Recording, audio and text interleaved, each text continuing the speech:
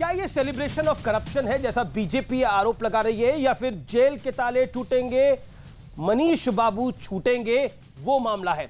मैं आपको बताता हूं कि शराब घोटाले में विक्टिम कार्ड का विश्लेषण याद करिए। 1 सितंबर 2022 की तारीख, सिसोदिया पर जब से रेड की है गुजरात में हमारा वोट परसेंटेज 4% बढ़ गया है।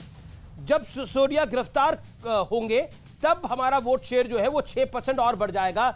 यानी आप देखिए, लगातार ये कहा जा रहा है 1 सितंबर से कि सिसोदिया गिरफ्तार होंगे और अगर गिरफ्तार होंगे तो हमारा वोट शेयर बढ़ जाएगा।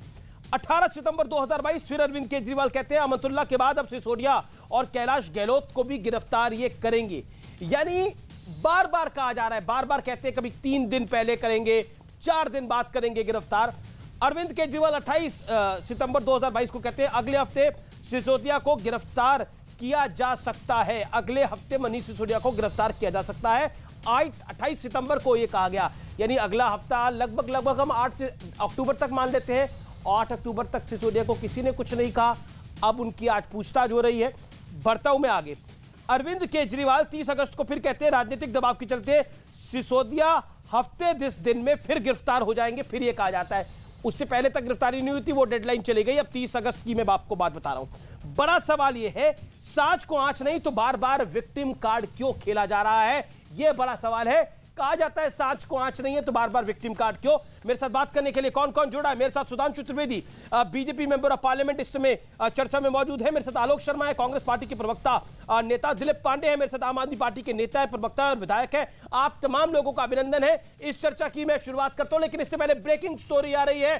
पिछले काफी घंटे से जो खबर आ रही है, इस समय सिसोदिया से पूछताछ जिस समय जारी है, पिछले लगभग शराब घोटाले में ये पूछताछ हो रही है और लगभग 6 घंटे से ज्यादा हो चुके हैं इस पूछताछ को। अब सीबीआई मुख्यालय में है मनीष सिसोदिया, 11 बजे से पूछताछ जारी है। ये समय की बड़ी ब्रेकिंग स्टोरी है। मैं सीधा रुख करता हूं, दिन में आधे घंटे का ब्रेक भी मिला था, मैं सीधा रुख करता हूं दिलीप पांडे का। दिलीप पांडे, जब गिरफ्तार ही नहीं किया तो अरविंद केजरीवाल जी ने अनाउंसमेंट कैसे कर दिया कि गिरफ्तार कर लिया गया है? अभी तक तो कुछ अरेस्ट हुआ ही नहीं है, पूछताछ हो रही है।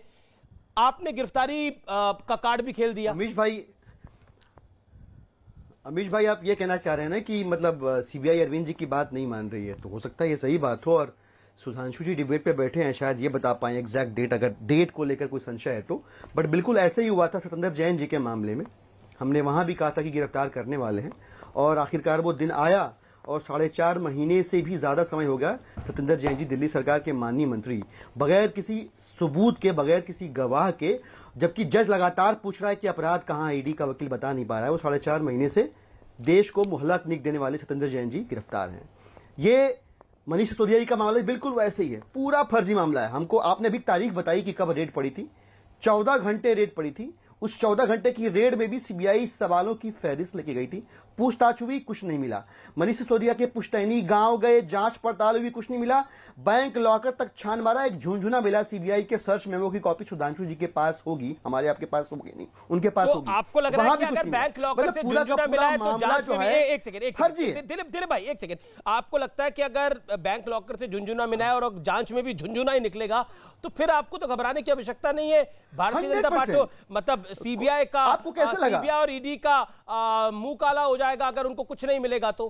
क्या आपको लगता नहीं है कि आप विक्टिम में मेरा सवाल सुन लीजिए, उसके बाद आप रिएक्ट कर दीजिएगा। मैंने आपको 1 मिनट का वक्त दिया बोलने के लिए, मैं आपको फिर 40 सेकंड दे दूंगा। मैं उसके बाद सुधांशु और आलोक जी के पास चला जाऊंगा। मेरा पॉइंट बड़ा बेसिक ये है, आप लोग विक्टिम कार्ड खेल रहे हैं। क्या आपको लगता नहीं है कि आप लोग खुद ही अनाउंसमेंट कर देते हैं हर चीज की कि गिरफ्तार करने जाए, अब गिरफ्तार कर लिया गया है, हमने, आप क्लीन चिट भी खुद दे रहे हैं, गिरफ्तारी का भी अनाउंसमेंट खुद कर रहे हैं? अमीश भाई, गिरफ्तारी से कोई घबराहट होती, जांच से कोई परहेज होता तो आज मनीष ये नहीं कहते कि कार्यकर्ताओं को कि अगर कल को गिरफ्तार हो जाऊं तो अफसोस मत करना, गर्व करना। पहली बार भी स्वागत किया था, आज भी स्वागत कर रहे हैं। लेकिन आज तक आप बताइए, सीबीआई ने कई बार पूछताछ करी, रेड मारी कई जगह पे, आज तक कहीं कुछ नहीं मिला। सोर्सेज बड़े स्ट्रांग होते हैं मीडिया के, कहीं कुछ भी नहीं मिला, एकदम स्पष्ट है, क्लियर है। विक्टिम कार्ड अगर भाजपा को लगता हो कि हम खेल रहे हैं, इनके पास सारे सबूत पड़े हुए हैं, अरेस्ट कर ले, हमको विक्टिम कार्ड न खेलने दें, हम विक्टिम कार्ड खेलने में असफल हो जाएंगे।